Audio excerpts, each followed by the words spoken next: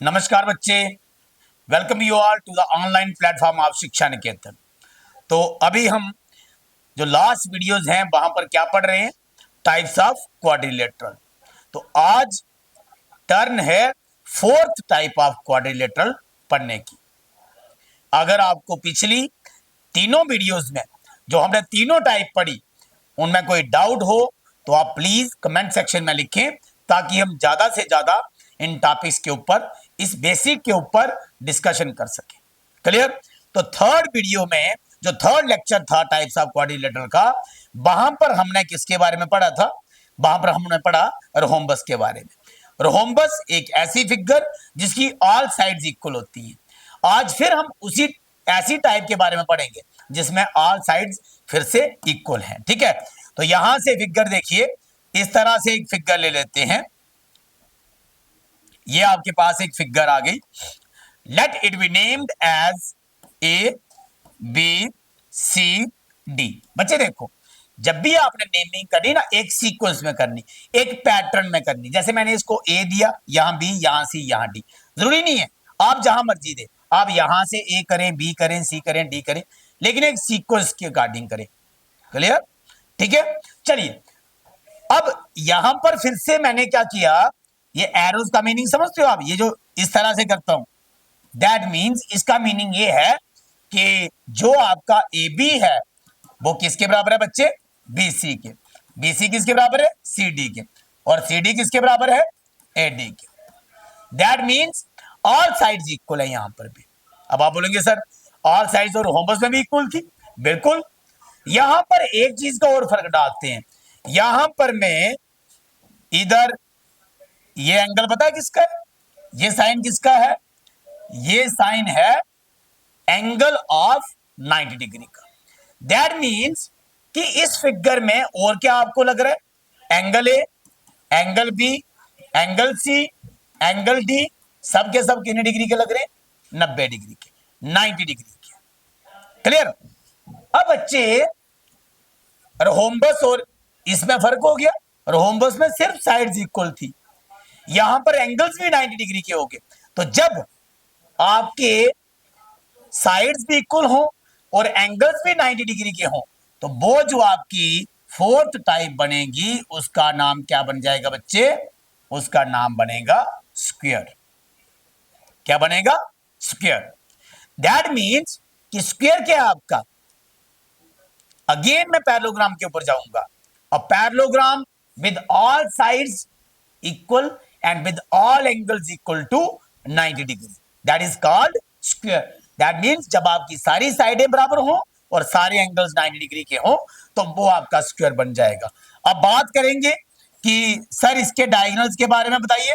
Diagonals again, अगर आपके पास quadrilateral है तो आपको पता होगा कि क्वाड्रिलेटरल के अंदर दो ही डायगोनल होते हैं है ना? एक AC आ गया, एक BD आ गया। अगेन कहां पर इंटरसेक्ट कर रहे हैं? O के ऊपर। क्या ये इंटरसेक्ट करते हैं या कुछ और करते हैं? इंटरसेक्ट नहीं करते। इंटरसेक्ट तो करते करते हैं, उसके साथ और क्या करते हैं ये? अगेन ये बाइसेक्ट करते हैं। क्या करते हैं बच्चे? बाइसेक्ट। बाइसेक्ट का मीनिंग ये हुआ कि जो आपका AO है वो OC के, एंड जो OB है वो किसके बराबर? OD के। क्लियर?